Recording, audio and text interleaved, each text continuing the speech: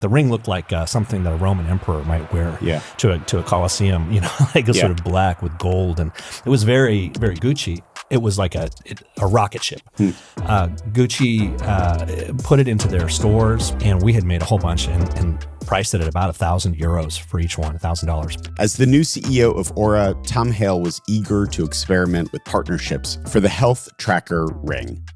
But Tom says even he was surprised that the luxury model of their wearable tech did so well. And they flew off the shelves.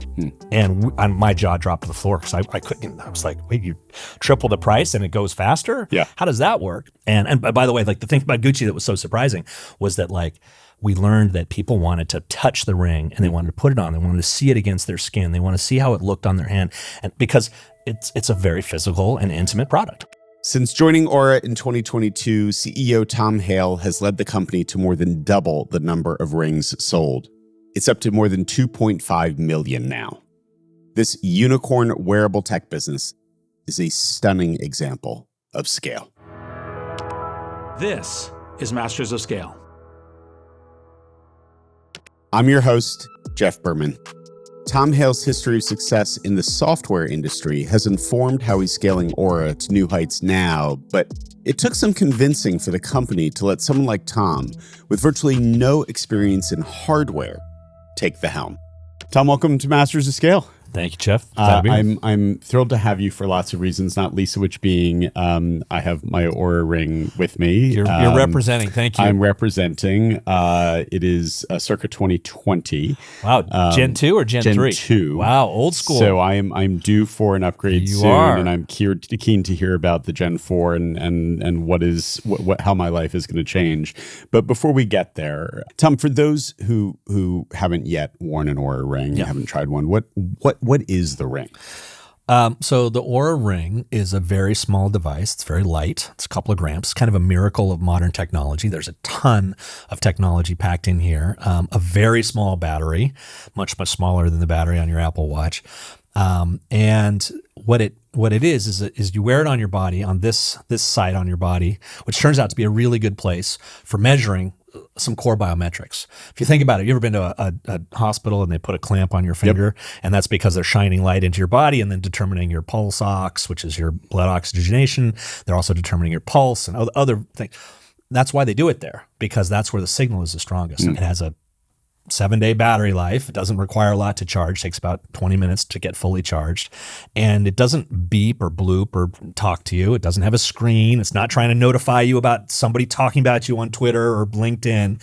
It's just very sort of silently, calmly, passively tracking your body in the background. And it's coupled with an app on your mobile phone. And the device syncs your data from your biometrics to the mobile phone.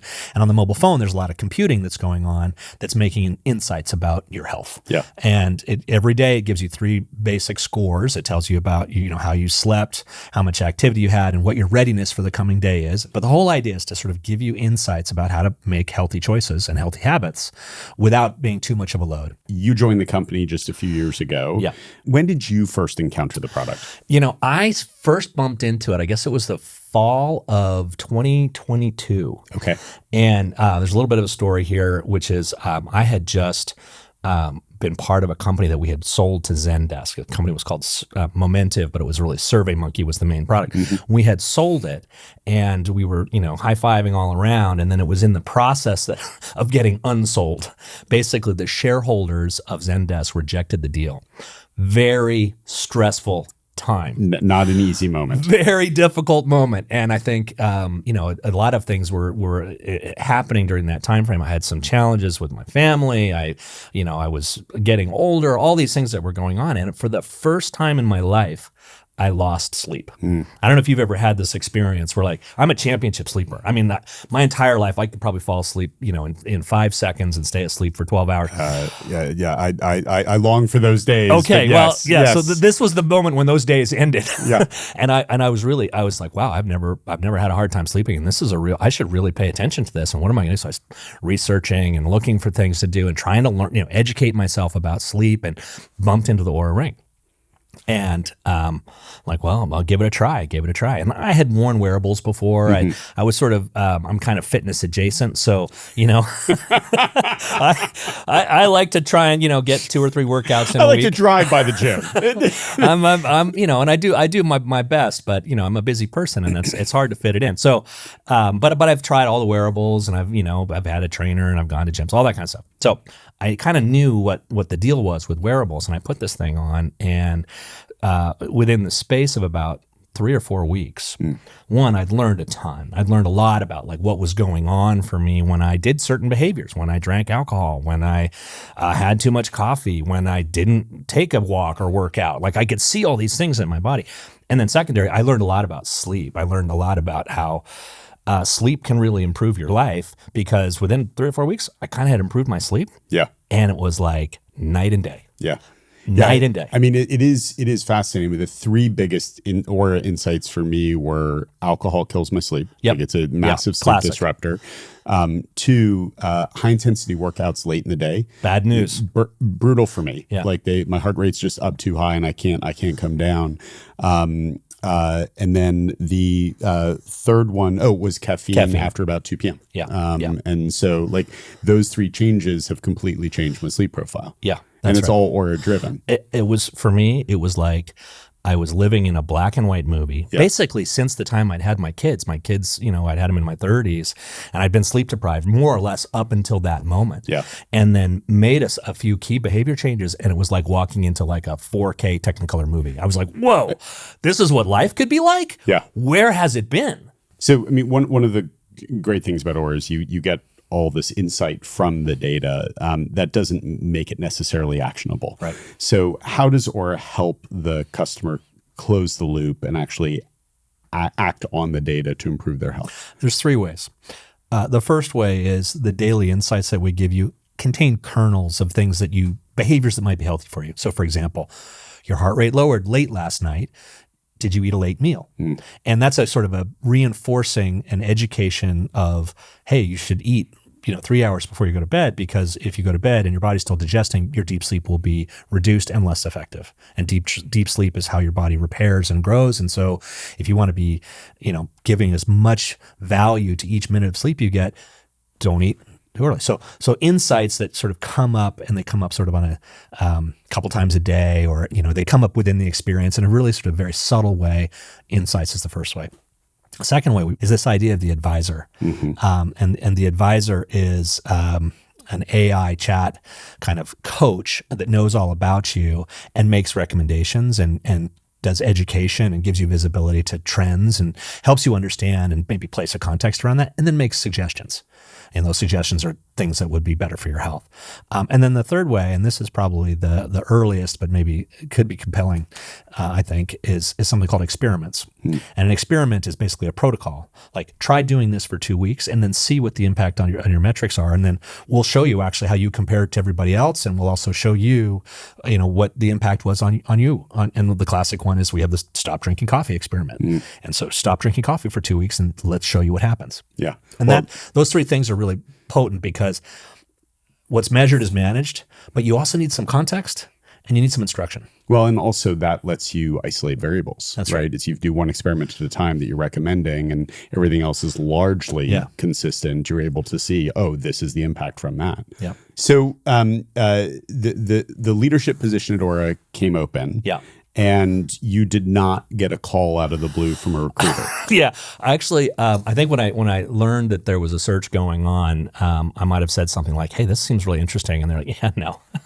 It's a little out of your range. And but you'd been a serial tech executive. For sure. You had a lot of experience in Silicon Valley.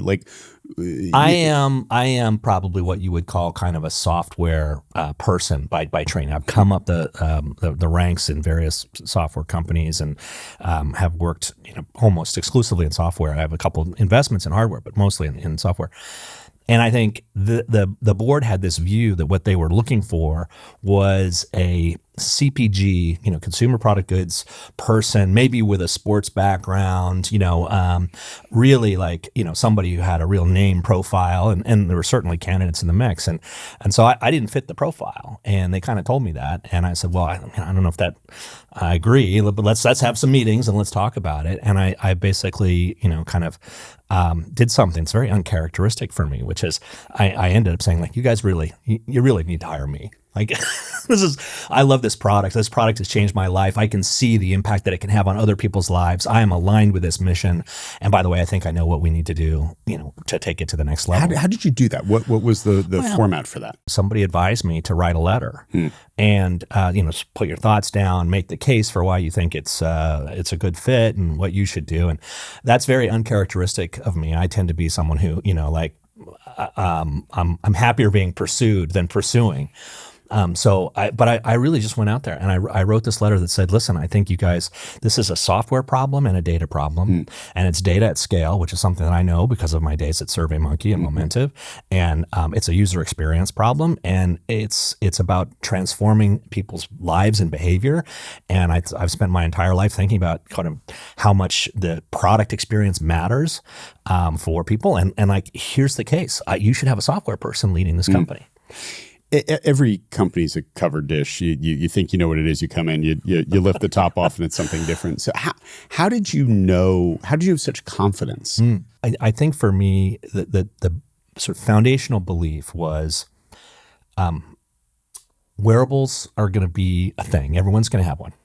And a wearable that's tracking your health and continuously monitoring your health, which is what the Oura Ring kind of does, is going to be a thing that everyone's going to have. And the thing that was different about the Oura Ring, and I knew this because I'd worn a bunch of other wearables, was a 7-day battery life, unobtrusive. It's not another digital mouth to feed that's asking you to pay attention. It's just on your body, producing this stream of data, and then making sense of it is something that software and data analytics and machine learning is going to have to do. And by the way, the whole point of this is that it's not like on the averages, it's personalized to you. And so this sort of vision of an AI intelligence that was tuned to your needs and understand everything about you and understands all your context and then can make recommendations about your health, whether it's an intervention or a prevention, that's an incredibly powerful idea. And I think at the heart of it, that's a software and data problem. Yeah. And that's what got me convinced. And that's what convinced the board. I think so. Yeah. Yeah. And my winning personality, maybe. I don't know. Naturally. When you came into the company, I believe the company had sold about 1 million rings to date, and you're now at like 2.5 million. That's right. That's right. So you have this significant jump in a very short period of time on the hardware side, which still accounts for like 80+% of your revenue, right? So what did you do? What did you bring to the company? What did your team bring in that accelerated this growth so extraordinarily? Yeah, well, let's set the scene. Okay, yeah, please. Because it is like early 2023. There's still kind of a growth at all costs mindset going on where like we, keep spending money, keep hiring people, spend more money on marketing, like you've just got to break through. That was kind of the mindset. And hey, we just introduced this subscription business model.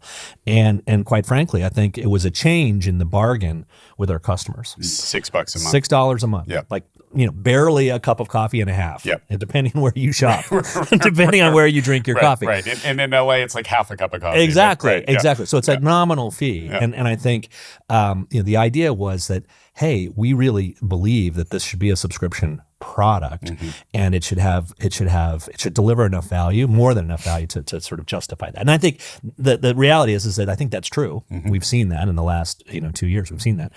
It's absolutely true that people see the value and renew and pay, and they pay us every month, meaning they have the opportunity to not pay, and they do. They continue to pay. And they continue to get the value from the product because their physiology, their health is changing. It's not static. And the product is changing. It's adapting to them. It's getting smarter about them. It's bringing new features to bear, like helping them understand not just their sleep, but their movement, their cardiovascular fitness, their cardiovascular age. Like all these elements are coming into the product. Of course, the economy had gone a little south at this time. And we were like, what are we going to do here? How are we going to navigate this? And we thought, there's 2 or 3 things that really matter. One is women. because women love the product. They retain better. It's a ring that's that's a form factor that there's no other substitute for it. Fits in with every fancy outfit you've got. So we thought women would be important. Second thing we thought was going to be really important was going to be retail. And we learned this by launching with Gucci. I don't know if you remember this, but there was a Gucci ring, and it was like a rocket ship. Gucci put it into their stores, put it into their online stores, and they have Gucci stores around the world. And we had made a whole bunch and priced it at about €1,000 for each one, $1,000. So 2.5 times roughly. Yeah. It was more expensive than the one you were buying. Yeah. And they flew off the shelves. And my jaw dropped to the floor because I couldn't. I was like, wait, you triple the price and it goes faster? Yeah. How does that work? But I think it shows you the power of both a brand like Gucci, but it also shows you the power of kind of like jewelry. Yep. We learned that people wanted to touch the ring and they wanted to put it on. They wanted to see it against their skin. They want to see how it looked on their hand. And because it's a very physical and intimate product that people like value. They care what the thing looks like. The ring looked like something that a Roman emperor might wear to a Colosseum, like a sort of black with gold. And it was very, very Gucci. But for a certain set of people, like that kind of statement that's what they wanted. And that's what they would pay for. This growth through kind of non-obvious partnerships is fascinating. And you all have done whole hundreds thread of on partnerships. Yeah. Was that something that changed when you came in? Did you empower the team on that? Did you bring a team to do this? Or had this been like latent in the company and people were dying to try it? I think we'd always believed that there was going to be things like Gucci, where brand partnerships were going to be the key. What we didn't necessarily think about until I came in was the platform and how to think about a platform enabling other partners. And by enabling other partners, they become your salespeople and your distribution channel and your referral network. What's a good example of that beyond Gucci? Natural Cycles would be one. Strava would be another. Chronometer. The CGM apps like there's basically a whole set of apps for health and wellness. Right. And in many ways, we sort of power them with our data. Natural Cycles in particular is one that has been very successful. So partnership was a clear catalyst. But we saw these three things. We saw women. We saw retail from Gucci. Number three, we thought about like, how do we provide access to people? And the idea there was something called HSA and FSA. These are basically kinds of accounts that your employer usually provides for you, and they hold back a little bit of your paycheck and put in these accounts, and then you can spend it on health, whether it's a doctor or glasses or Band-Aids or whatever. It's a whole range of things you can buy. So by putting the Oura Ring into HSA FSA, we are effectively giving people the ability to use pre-tax dollars that frankly had been sort of already set aside. So it's already been taken out of their pocket in some way, and that they actually have an incentive to use because some of the programs are spend it or lose it. And so going into that second year, we ended up launching with Best Buy and later with Amazon. We introduced HSA FSA, and we really focused on women and women's health. And those three things, like it was like we set a fuse on a bomb. One of the interesting differences between software and hardware is software you sell over and over and over again. And I mean, I'm Exhibit A sitting here as a super loyal, 5-year user, top tier net promoter score user, lover of the brand. By the way, Oura is not a sponsor. We're not. This is just pure love for the product. Thank you. But also, I'm sure that the Gen 4 will give me massive upgrades over the Gen 2, and it's not $1,000 or $2,000 or $10,000 purchase like a mattress or a refrigerator or whatever, but it's still hundreds of dollars. So the business model is different. You don't have the customer coming back every month or every quarter, every year to buy. How did you think about approaching that part of hardware versus software? It's a really spot on question. And I'm guessing because you're a Gen 2 user, you haven't experienced our subscription business model quite yet. Yet. So, and you're about to. I think the way I looked at it And I've spent a lot of time around subscription business models, and there's something about subscription business models that, it's great. I mean, investors love them because it's recurring revenue. It's very predictable because you're booking revenue before you recognize it. There's a lot of really great properties of a subscription business model. But what I like about it, because I tend to think about customer needs and whether you're meeting your customers' needs and serving them, is that you kind of have to earn your money with every time someone renews, and whether they renew on a monthly basis, which is the way most people do it with Oura, or an annual basis like people do with software as a service, you kind of got to have delivered the value, or else you're not going to get the re-up. Right. And so having been around subscription businesses and having observed this product, I was like, this is a great subscription business, because the reality is that your health is not static. Yeah. Your health changes. In fact, your physiology changes, on a 24-hour time period. As you go to sleep, your physiology is going through some transformations. If you are a woman, your body is changing on a 28-day cycle as hormones are being released into your body. As you age, your body's changing. And so the idea, and it came to light actually through sort of women, was that this was some wearable that you would pay a subscription business model and get tons of value from over the course of your entire life. And we kind of had this idea that a young woman might get their first ring in their teens, and then in their 20s it might all be about contraception. And in the late 20s, it might be about conception, trying to get pregnant. In their 30s, it might be about pregnancy and postpartum. And in their 40s, it might be about perimenopause and menopause. And the idea of a product that was connected to you really personally and knew all this history and could be like the doctor you never had, the doctor who knew everything about you and had oodles of time to talk to you and was, conversant with all of the things that were going on with you. Wow, what an idea for a subscription business. Yeah. And if we can meet our customers and deliver value to them, then that's a great opportunity. Maybe I'll zoom back a little bit. Sure. So think about that founding moment, and kind of that culture of the product being one that's it's a mission-driven product. It's a product to help the world move from sick care, where you're only getting health care at the end of your life, to preventative care. Yep. It's about making you the CEO of your own health journey and doing it in a way that's incredibly supportive and helps you find balance. That's the culture of the product. That's the culture of the company. Yep. Everyone at that company is really driven to help people. By the way, I found that incredibly intoxicating. My kind of strength, honestly, such as it is in scaling companies from sort of 200 to 2,000. That's kind of where I live. People, not dollars. People. Yeah, people. Yeah. Good point. Yeah. Just making just sure we're for clear. clarity, Yeah. let's be sure. From 2,000 people, from 200 people to 2,000 Yeah. people. Yeah. Okay. When you're 200 people, there's probably some things that are maybe not working so well. Yeah. And maybe you haven't solved that problem as effectively as you might. And maybe you don't have a system for that. And it's like a popsicle stick and 2 pieces of rubber bands and some glue, and you're trying to hold it all together. Yeah. And then by the time you get to 2,000, you're like a real company and you've got some real scalability. And so and I've done that particular ride maybe 3 or 4 times. You've got some real pattern recognition. Yeah, I've got some real pattern recognition about it. So that is a strength. And so looking at this incredible product and looking at this incredible culture, these people who were committed and passionate and crafts, so invested in making the thing great. That's why it's so great, because they really, really focus on this craft. And think about, okay, so how do we inject kind of a note of performance into that culture? And it was something you didn't want to do willy-nilly. Yeah. So the first, I thought about it this way. I thought, first, you need to build trust. And by the way, I think this is the best advice, for anybody coming into any group of people, which is that you have to earn trust. Yeah. In fact, it's one of the sort of 5 values of Oura.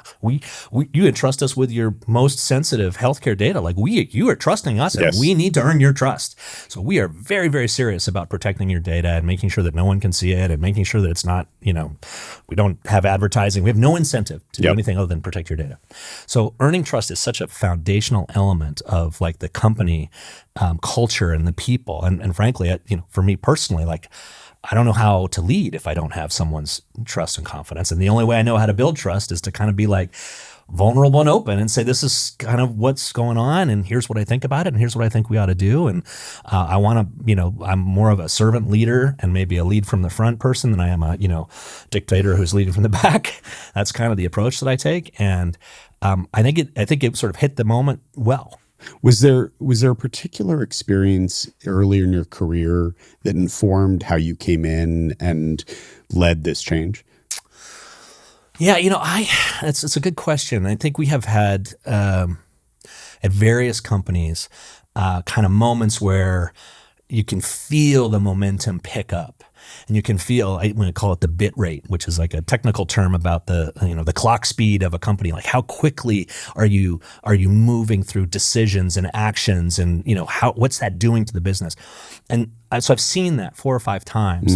So I kind of know a little bit. I know how to do it, and I think it does start with trust, but it also starts with this kind of like, you watch The Bear. I love The Bear. Who doesn't love The Bear? The Bear is such an amazing show. Oh my God. So it's actually filled with all these kind of like leadership lessons. It right? is. It's such a great study of like a small group of people trying to do something hard. Oh my God. And so I started saying, hey, every second counts. And things like there's periods in my life where like that kind of, you have to take a moment to go slow to go fast. You have to think about what it is that you want to do. Yeah. But then once you know what you want to do, you got to run like hell. Yeah. You've got to just go for it. And that moment I've seen enough times to know that that's kind of where we were. And, we just needed to like start to run. One of the challenges in health broadly is you talk about a regulated industry. Yeah. And for good reason, but also with the rise in devices like Oura Gen 4 and the generative AI applications that can be in billions of people's hands now who don't have access to a primary care physician or quality health care. How do you think about, is there a change that we should be making to the regulatory universe when it comes to health that would allow us to leap forward in building a healthier country and healthier world? How much time do we have? I mean, you can take as much time as you want. What time's your flight? Oh my gosh. That is a subject that would probably overfill the banks of any amount of time. But I do think that digital health, meaning the fact that you have a powerful computer, the fact that you're surrounded by data and sensors that can talk to you or have access to ones that you can put on your body that can feed that device. I think that is transformative, and I think that the FDA is like working hard to understand how digital health should transform. The reality is that there are so many incentives aligned behind fee for service. It's going to be very hard for that to change. And I think it'll play out over a decade or more, just because the inertia of the system is there. And so in many ways, strategically, we're focused on people who are like going to drive their own health journey independent, not without, but independent of the kind of clinical infrastructure. And where we think we have a really interesting opportunity, and maybe this is where the regulatory stuff comes in, is you find those sort of connection points where it really matters. Somebody is going through chemotherapy, they want to be at home with their family, and they want to understand if they're at risk for infection. Now, wouldn't it be nice if you had a device that would tell you, one, when the best time physiologically would be for your next bout of chemo, and when and if you were getting sick, that you needed to get to a hospital and get some antibiotics on board because you're starting to get an infection. Yeah. Okay, that's really, really profound and really powerful. But guess what? That would be regulated. Yeah. We don't do that today. Yeah. That is not what Oura does. But take that vision for a moment and imagine what that could be. Wow, that's a really compelling idea that people could really understand their health at a, not in a annual checkup kind of way, but in a minute-to-minute kind of way. Yeah. So I'm curious, as you look ahead, Yeah. you've had remarkable scale journey in a very short period of time. Yeah. There has been, Scott Galloway has been talking about a fitness revenue bundle for some time now, that someone is going to roll up several of these companies, or Peloton, Strava, all companies that get mentioned in this. You just mentioned M&A, which sounds like it was maybe a bit on the smaller side.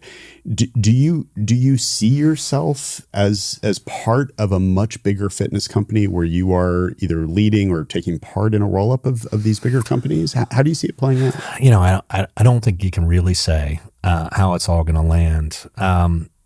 I do think that this idea of a health OS, which is all of your data, all the entities and context about your data, all your history, maybe even your medical records at some point, whether that's distributed or centralized, whether that lives in a walled garden or, in a bunch of apps that are user choose, user decides. I don't know. I don't know how that plays out. I think it's too early to kind of call that. I also tend to think that, like, particularly as you start to get to very large scales of users, members, humans, the degree of difference between each pocket of human means that it's very hard to generalize something for all of them. In fact, I think this is kind of the problem with medicine, which is medicine is practiced on the averages and pharmaceuticals are dispensed on the averages.